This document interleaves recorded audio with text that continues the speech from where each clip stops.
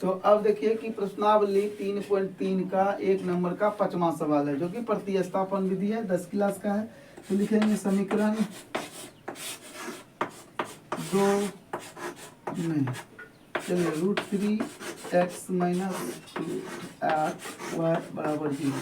इसको जब उस पार ले जाइएगा तो क्या हो जाएगा, प्लस हो जाएगा, और यहाँ लिखिएगा 8y, और x बराबर क्या हो जाएगा, √8y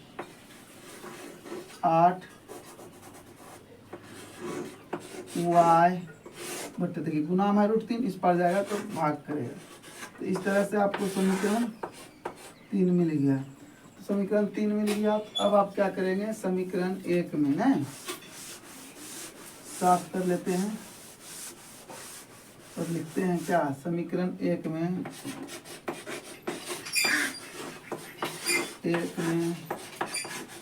समीकरण 3 से x का मान लेने पर तो 2 गुना √8y बटे √3 प्लस √3y बराबर 0। तो अब इसका हल करिएगा, इसको इससे जब गुना करिएगा तो हो जाएगा कितना, 8 गुना 16 √16y बटे √3 प्लस, अब देखिए भिन्न का जोड़ होगा, तो जैसे होगा तो √16 का वर्गमूल करिएगा 4 आ जाएगा, 4y प्लस हो जाएगा √3, और √3 का गुना होगा 3 बचेगा 3y बटे पूरे का √3 हो जाएगा और बराबर 0 होगा। अब हम ऊपर साफ कर लेते हैं, तब आपको बनाकर दिखाते हैं।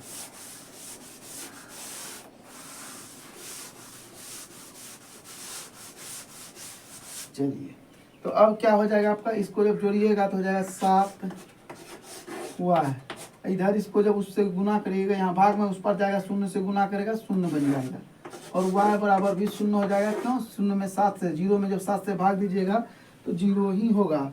अब आपको निकालना है x। तो समीकरण 3 में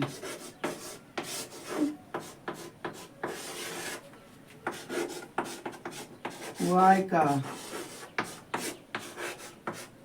मान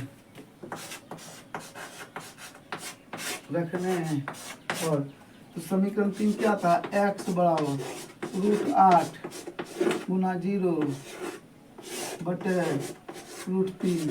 तो देखिए 8 से जब 0 गुना किया जाएगा तो 0 हो जाएगा, 0 में √3 से भाग दिया जाएगा तो 0, और y बराबर भी आपका 0। इस तरह से आपका आंसर। तो देखिए कि 1 नंबर का 6ठा नंबर का सवाल है। समीकरण 1 ही हुआ, समीकरण 2 यहाँ पर है। तो समीकरण 1 को पहले हल करते हैं।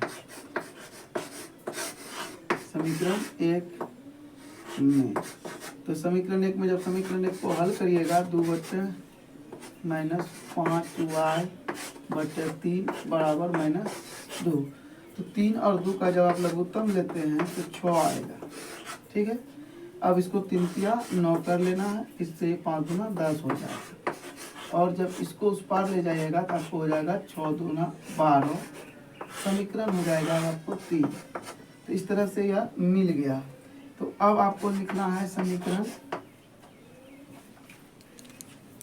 तो ये जो है ना, एक स्टेप हम फंगा दिए थे, तो फंगाना नहीं है, आपको स्टेप करना। अब इस 6 को उस पार जब ले जाएंगे तो अब आपका हो जाएगा कितना, तो 6 दूना 12। तो इस तरह से आपको समीकरण 3 मिल जाता है। अब आपको हम इसको साफ कर देते हैं। तो अब आप जो है समीकरण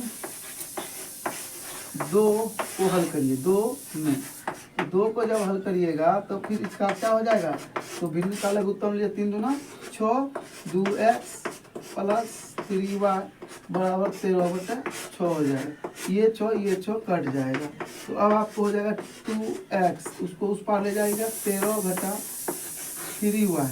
अब आपका हो जाएगा x बराबर 13 घटा 3y बटे 2।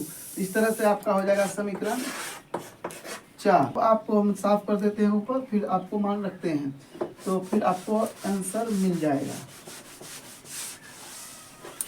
तो समीकरण 1 क्या है आपका, 9x है, तो x के जगह पर ये हो जाएगा 13 घटा 3y/2 और आपका -10y भी है, बराबर आपका -12 है। तो इस तरह से हो गया। अब हम इसको साफ कर देते हैं। अब आप इसको बनाइए, तो ये दोनों जो है ना गुना करेगा, दोनों को ये करेगा।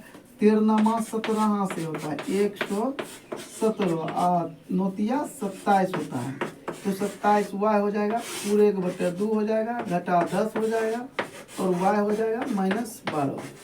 अब जब इसका भिन्न का घटा करिएगा आप, तो 117 घटा 27y 10 दूना 20 हो जाएगा और पूरे का बटे 2 हो जाएगा और यहाँ पर आपको -12 होगा। तो अब आपका क्या हो जाएगा, तो इसको जब जोड़िएगा तो 117 घटा इसको करिएगा तो 47y/2 बराबर -12। तो अब ऊपर वाले को हम मिटा देते हैं। तो अब जो है आपका क्या हो जाएगा, 117 घटा 47y, इधर से जब गुना करिएगा तो -24। एक जात वाला एक तरफ जाएगा, है ना। तो अब देखिए इधर चला गया, अब आप लिखिएगा -24, घटा हो जाएगा 117।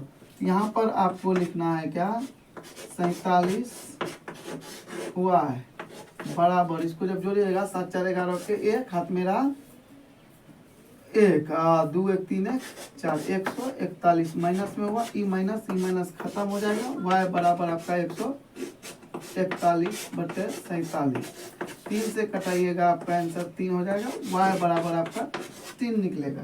तो अब यहाँ पर हम इसको साफ कर रहे हैं।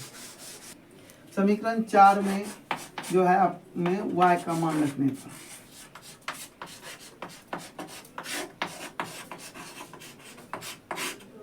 तो समीकरण 4 क्या आपका है, x बराबर 13 घटा 3 गुना 3 हो जाएगा बटे 2। अब आपको लिखना है 13 3 या 9/2, x बराबर 4/2, कटाइएगा तो आपको 2 आएगा। इस तरह से x बराबर 2, y बराबर आपका 3 आंसर। अगर आपको हमारा वीडियो अच्छा लगता है तो लाइक कमेंट शेयर जरूर करें। धन्यवाद।